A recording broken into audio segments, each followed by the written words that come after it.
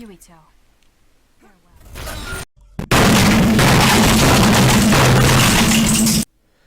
Am I really doing this? Alrighty, let's begin.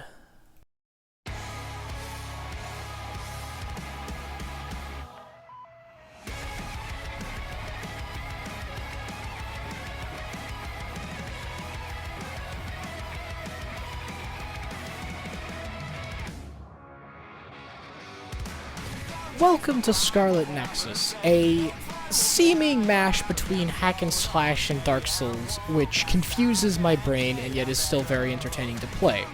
I have not finished the game myself, but I decided, you know what, I'm gonna make a review anyway. I need content anyway. So, for what I've played, the game itself is not too bad, and I'm going to be talking about different aspects of it. So, enjoy!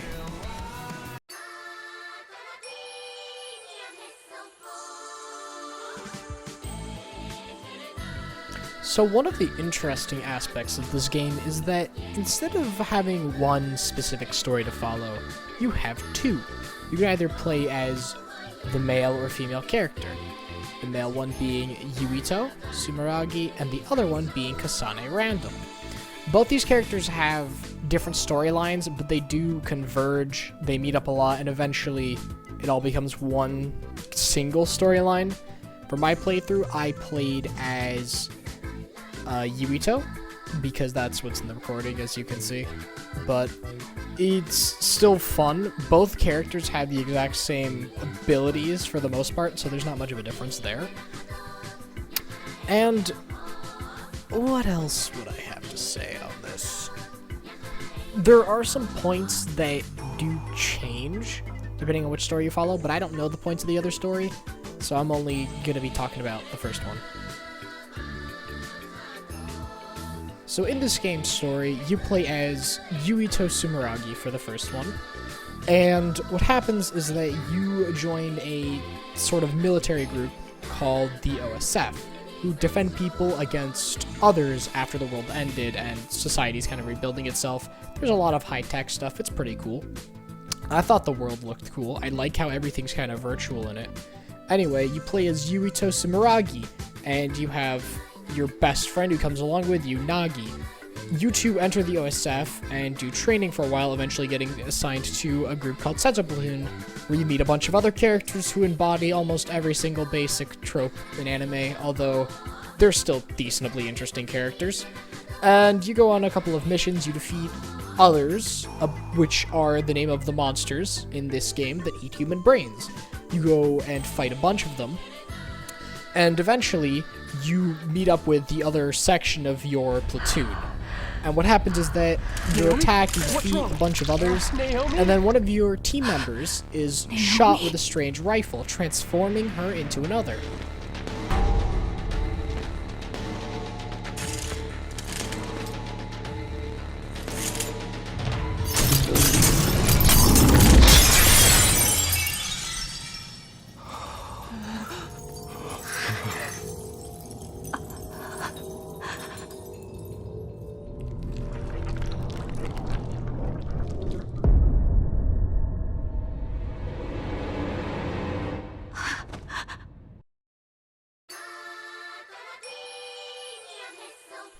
And you have to fight her. Kasane stops you because the person who was transformed was her sister, and then the other is transported away through teleportation. You don't know what's going on, and you're told to keep quiet about what you saw, and the story goes off as finding out that the government has been doing very many bad things, and there is a splinter group that ends up splitting off and challenging the government. It's decently interesting, and I actually liked how it presented the twist, because instead of just having it happen randomly, we learn that the government has been doing these experiments for a very long time and has been learning more and more so they can create weapons, mess with people's brains, do all sorts of things. And it's a point that I really loved when I'm playing. I still have a lot more to play, and I'm still going to be playing the game, but from what I played, this is one of the actual interesting plot points, and one that carries over because it makes more and more sense as things go along, and you learn that the government is not very good whatsoever.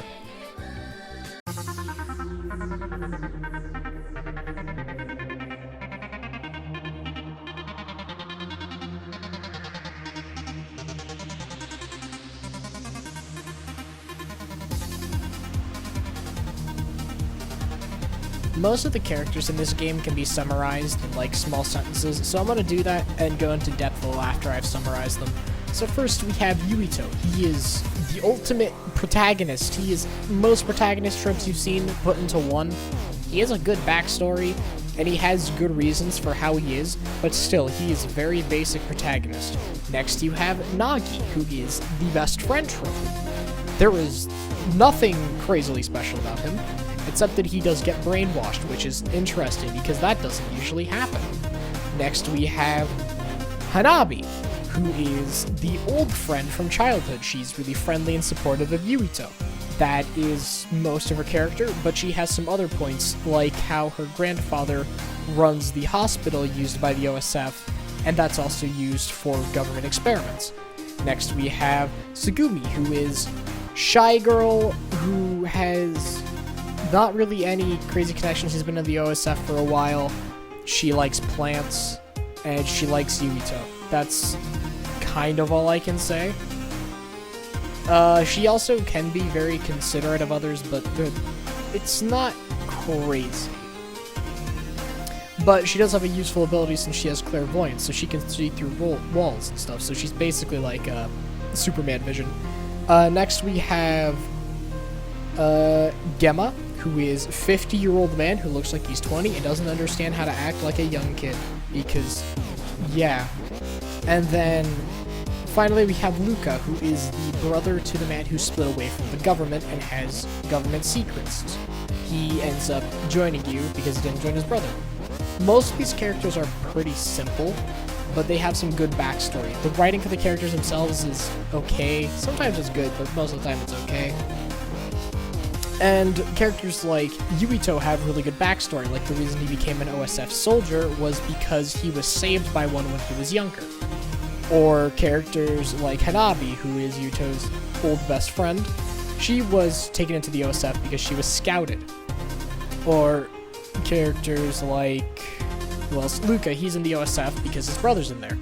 It's just, there's a lot of interconnected backstory stuff, which is really well done, but the character writing is not what I would call the best most of the time.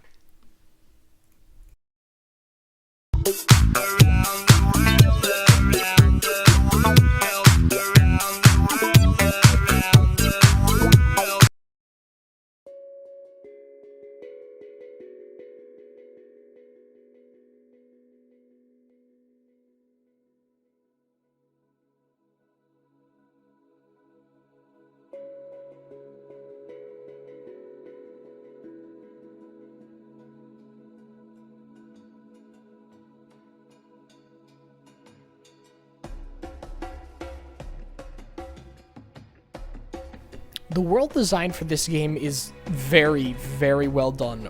The world itself is just very little details have been made that make everything fall together, such as a lot of desert sort of areas, like deserted cities that are covered in sand, and the sky having a very red aesthetic, the sort of weird outlines, everything, the monster designs, everything is incredibly well done.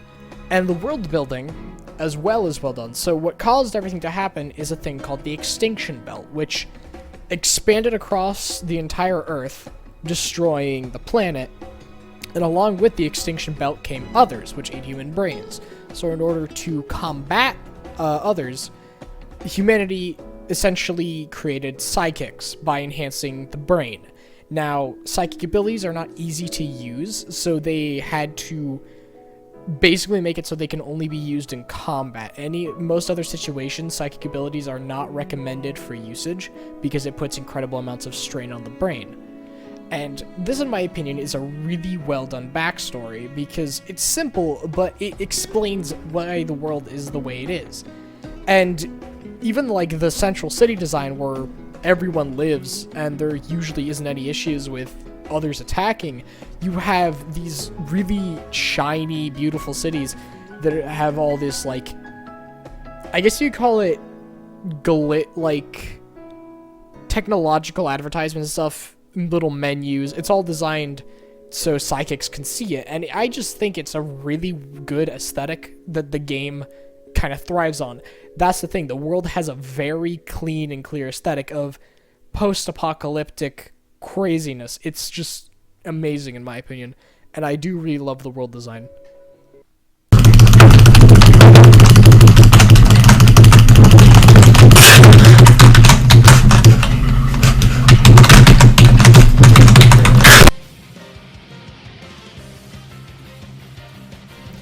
The gameplay is incredibly fun, and some of the core aspects of it have been taken from hack and slash games. So think of the controls from, I guess, Devil May Cry, but the difficulty that comes with that is from sort of a Dark Souls area, and even the menus and the UI that you use to access healing items and abilities is similar to Dark Souls, or even like games like Neo, which is also like Dark Souls. And there's some other twists, like you can do special bond episodes with characters to unlock more abilities, and you borrow their abilities, which are each different. So you got stuff like pyrokinesis, so you can do fire. You got teleportation. You've got skin hardening, which can stop damage. And then you have your own character's ability, which is psychokinesis. And you can quite literally pick up any object in your vicinity and throw it at the person. So it means that everything around you is a weapon, and it makes the game really fun. The combat is also very flashy and very satisfying. And also the bosses in this game are really fun to play against, but can also be really difficult. And one of the best things to do is to go around completely searching a level and find every hard enemy to fight, and then you gain extra XP. You can also do side missions, which increase your XP exponentially. In the end, it is just a really well-designed gameplay set. And another aspect is armor system and stuff like that. You can equip different armors to increase stats, and there's also visual stuff you can add, so you can change your clothing, and that's cool. At least I think so. You can also, what is it? Oh yeah, one of my favorite little bits. Different enemies have different requirements to attack them, such as enemies that will lower themselves and become completely armored and invulnerable. So different abilities are necessary to defeat them, such as teleportation or clairvoyance, so you can see them if they go invisible. It's just a really well-designed set of gameplay mechanics.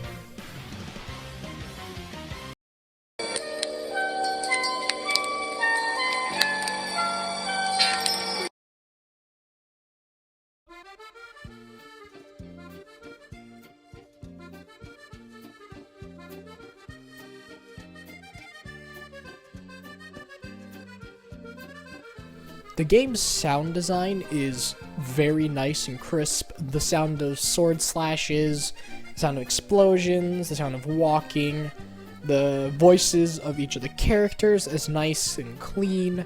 It just fits the world perfectly. Even the sound of the wind, it sounds like wind, which means it sounds natural. Everything, almost all the sound of the game is incredibly good. And what also adds to the kind of feelings that the sound gives, all the weirdness, is the music. And the game's music is incredibly good, ranging from crazy psychedelic tracks to just really nice battle music to one of the most relaxing tracks in the game. And my personal favorite tracks, which I'm going to show samples of, firstly would be Nagi's battle theme.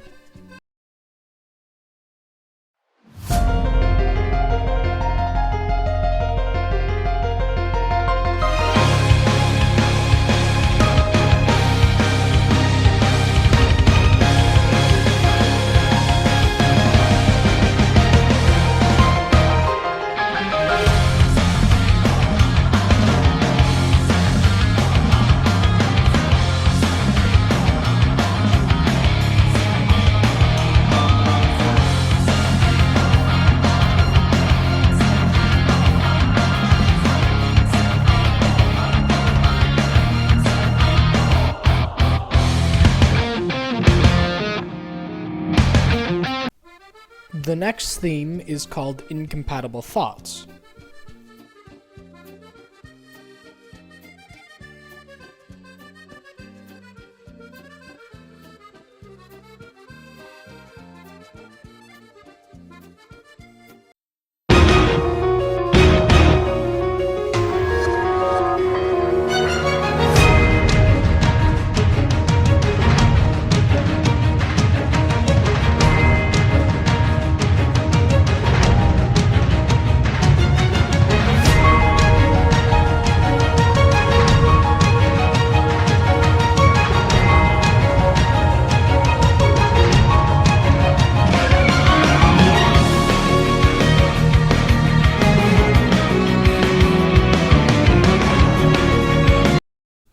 And then finally, we have A Freezing Breath, which I played earlier in the video as background music.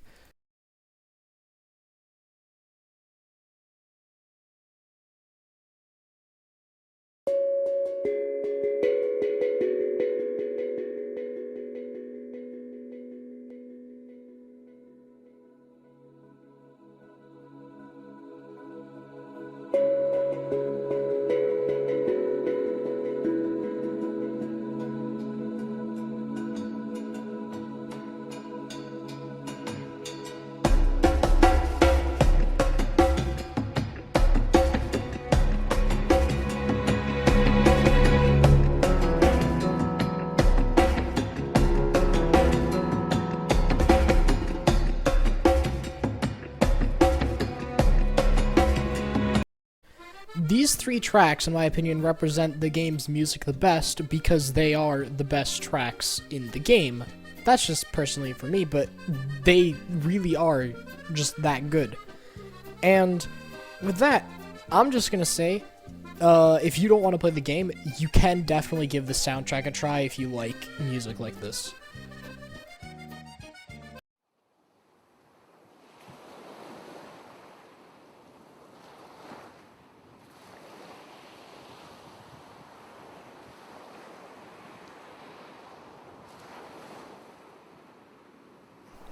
This game is quite the experience. It's not perfect. The story is a bit weird, and the characters are somewhat mid in terms of writing, but the gameplay makes up for it, and the backstories of the characters are definitely good. And the story is interesting. And it's a game that if you like this type of game, if you like that type of gameplay and everything, I think it's something you should definitely check out. Anyway, that's all. See ya.